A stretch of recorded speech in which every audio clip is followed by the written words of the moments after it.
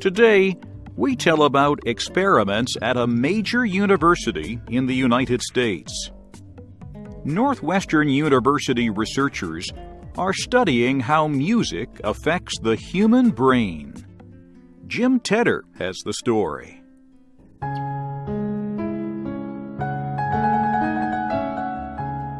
It doesn't matter whether you play a guitar, a piano, a horn, or a drum. And what kind of music you play is not important. Maybe you like to play classical music like this. Or maybe you like to play this kind of music.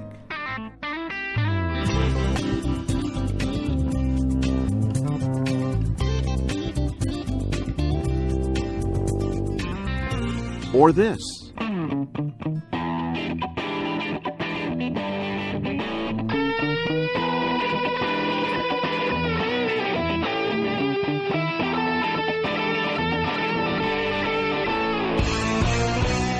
Or even this.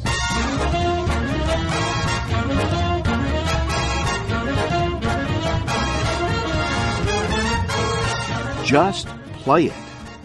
It will do good things for your body because we've known for some time that playing a musical instrument can change the anatomy as well as the function, the way that the brain works.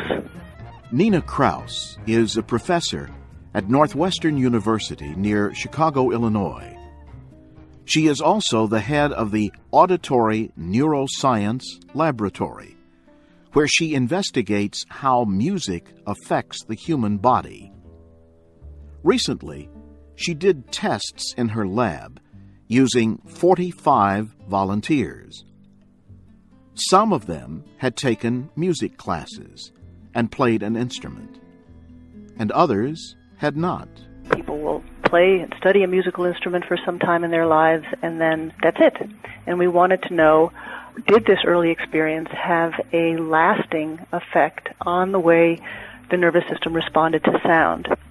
Professor Kraus began by gently placing electrodes onto the heads of the volunteers. The wires from these electrical devices were then connected to a computer. Nerves in your brain that respond to sound give off electricity, and we can capture that electricity, and we can determine how does your nervous system respond to speech, to music, to elements of sound that we think are important for communication. One of the simplest sounds played for the volunteers was da. Listen carefully, because the sound is very short and quick. Da. Here is the sound again. Da. After the human brain processed the sound, it sounded like this. Da. That sound came through the computer and was played on a speaker. Again, Da. The volunteers also heard other sounds, like this music from the British rock group Deep Purple. Here is a very small part of the song Smoke on the Water. Listen carefully. Now, here is what it sounded like on a speaker after going through the brain of a volunteer. The second sound is not as clear as the first, but it provided the information needed to be studied on a computer screen. Ms. Kraus says she could see an important difference in the way the processed sounds looked. These young adults who received formal music instruction as children had more robust neural responses to sound than peers who had never participated in music lessons. She says she could look at the computer screen and easily see who was a musician and who was not. The computer screen's graph or picture of the sound was larger for the volunteers who played music. Every sound we hear has a main or fundamental frequency. This helps us determine the pitch.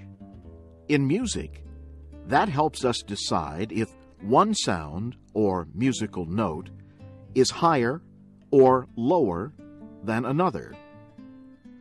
So, for a musician, the responses to this fundamental frequency that carries pitch information was simply larger in magnitude.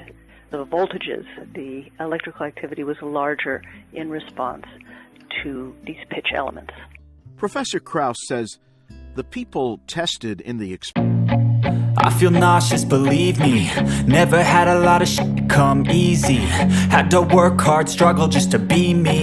Had to rise up just so they could see me. Did what I had to do just to feed me, and what was left over I put towards my dreaming. But the only thing in life that has meaning are the things you gotta work for, believe me. Take into your hands a plan, your own hands can land your own brand. And damn, I feel like no one takes accountability. They want the credibility, convincingly unwilling to put in the hours it takes to get some power. Don't be f***ing sour, take a cold shower. Scream until you're louder, work until you're prouder. And f*** all the doubters, they're just your downers. I swear to God they all let me down. I always fought just to wear the crown. I'm off at these fucking clowns who were all taught they deserve an ounce. It's only worth it if you... As the years go by, their hearing gets worse. Just hearing an old friend's voice in a noisy place can be difficult. But if you've ever played a musical instrument, your nervous system automatically gets good at responding to sounds that the brain has learned are important. So, if you're talking to me in a noisy restaurant and my nervous system is very good at locking on to the sound of your voice, then I'm going to be better able to understand what it is that you say. The research at Northwestern University shows that playing a musical instrument is good for your brain. And although our ears may not work as well as we age, the brain remembers how to lock onto the important sounds, and that helps us to hear better.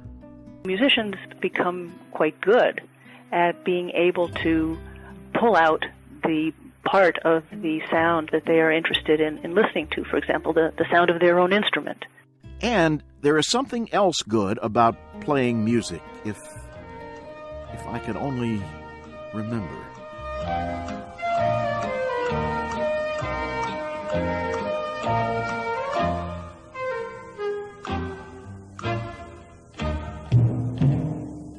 Oh yes, our brains get better at remembering things. When we play a piano, for instance, we force our brains to remember the note we just played. If your brain could talk, it might ask itself, is that the right sound? Or is it this one? Should I play the notes like this? Or this? Does this sound better with a major chord, a happier sound? Or a minor chord, a sadder sound?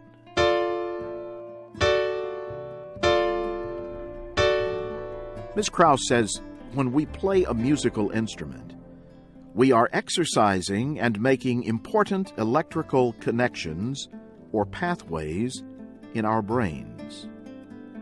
This might even help our brains when we're trying to learn another language or a new subject in school.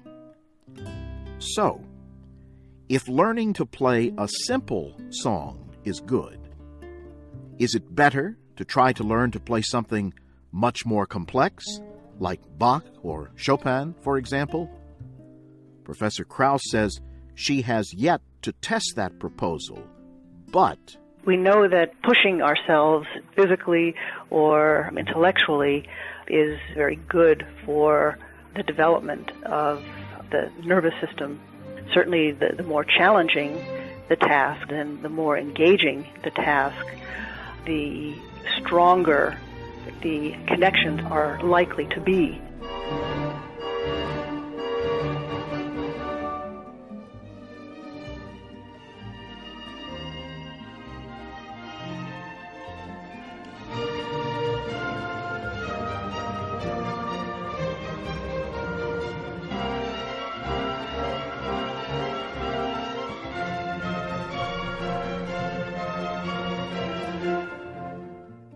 Over 20 years ago, a French scientist wrote about what he called the Mozart effect. He said that just listening to the classical music of Wolfgang Amadeus Mozart could help the human brain.